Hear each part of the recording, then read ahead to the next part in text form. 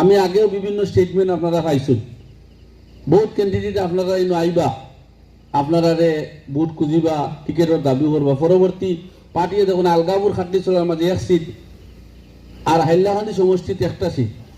আজকে হাইলাকান্দি ডিস্ট্রিক্টের মধ্যে দুইটা সিট আছে, একটা হইল হাইলাকান্দি সমষ্টি বর্তমানে, আর আলগাপুর খাটলি চলার একটা সমষ্টি।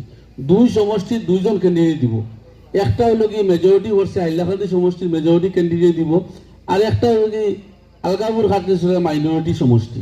এই ধরনের পরিবেশ যেটা আছে এবং রেশিও আছে, যে কোনো সরকার হোক, যে কোনো পার্টি হোক, আজকে কংগ্রেস ন্যাশনাল পার্টি তার রেশিও হিসাবে টিকিট দিব। আজকে যদি আলগাপুর খাটলি চলার মাঝে একটা টিকিট দুইটা টিকিট দেওয়া সম্ভব হয়েছে, কিন্তু 10 জন থেকে 15 জন ক্যান্ডিডেট আছে, আমরা হইয়া না যে আমরা পাইতাম টিকিট হইয়া আপনারা সবাই ভোট দিলে, এটা আমরা এটাও চাইয়েন না। আমরা উদ্দেশ্য হইল গিয়া যে আপনার লগে পরিচয় করতাম কংগ্রেস পার্টি থেকে।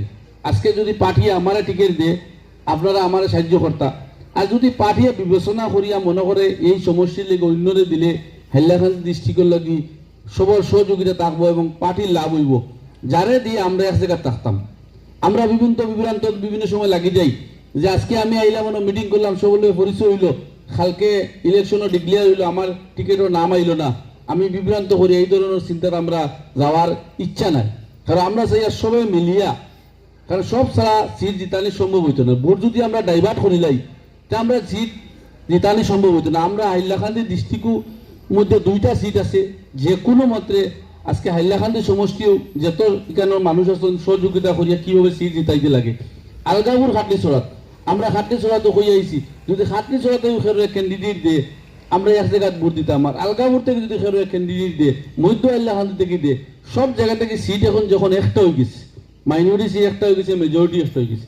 আজকে হাইলাকান্দি সমষ্টির যারা আসেন হাইলাকান্দি আমরা এক জোট হিসাবে ভোট দিতাম, আর আলগাপুর খাটলি চড়া যত মানুষ আছি আমরা জেনোর ক্যান্ডিডেট দিয়ে আমরা তারে ভোট দিয়ে দিতাম চিন্তা করতে লাগবো। যদি আমরা মাঝে মনে করি না খাটলি চড়ার একজনের টিকিট পাইছে আমরা এই দিকের মানুষে দিতাম না, তে হইতো না। আমরা খাটলি চড়া তো গিয়া হইয়াছি আপনাদের কাছে কেন আমরা অনুরোধ করি আর যে আমরা ক্যান্ডিডেট বড় কথা না, এমএলএ যদি আমরা আল্লাহর হুকুম হইছে একবার হইছে, আর যদি আরেকবার হই না আল্লাহর হুকুম ছাড়া হইতে পারতাম না, কিন্তু ও কথা লাগবো আমরা সিটও জিতাইতে লাগবো।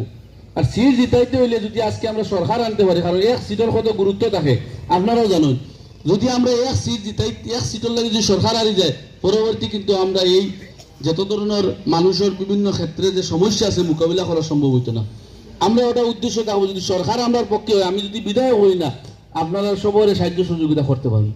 পার্টি যদি সরকার হয়, আর পার্টি যদি সরকার হয় না আমি বিধায়ক হইয়াও আপনারা সাহায্য সহযোগিতা করা সম্ভব হইতো না, কারণ সরকার যত সময় আনা সম্ভব না। কারণ বর্তমান যে পরিস্থিতি আছে, আসামে যে পরিস্থিতি আছে আপনারা আমরা দেখি, আর আপার আসাম থেকে লইয়া সব জায়গায় বর্তমানে গৌরব গগৈ যেদিন থেকে স্টেট প্রেসিডেন্ট তানে বানানো হয়েছে, তার নেতৃত্বে আসামের প্রত্যেক জাতির ধর্মের মানুষে তানে সমর্থন করে, এবং আমরা আশাবাদী 2600 100% কংগ্রেস সরকার আইব। আর কংগ্রেস সরকার আইয়া যদি আমরা আজকে আলগাপুর খাটলি চলা হোক হাইলাকান্দি হোক যদি আমরা সমষ্টি জিতাইতে পারি না, কারণ বরাক থেকে মিনিমাম 7 থেকে 8টা সিট আমরা যে কোনো মতে জিতাইয়া নিয়ে আজকে উপহার হিসাবে আমরা গৌরবগুলি দিতাম। এই সিট যদি আমরা বরাকবলিতে জিতাইতে পারি তো বরাকবলির ডেভেলপটা আমরা অনেক বেশি হইব, কারণ বিগত 10 বছর থেকে আমরা বরাকবলির ডেভেলপটা আমরা পাইয়ান না, কারণ সরকারের বিভিন্ন ধরনের খবর, কিন্তু একদিকে খবর সরকারে ডেভেলপ করে আজকে রাস্তাঘাট বিভিন্ন যে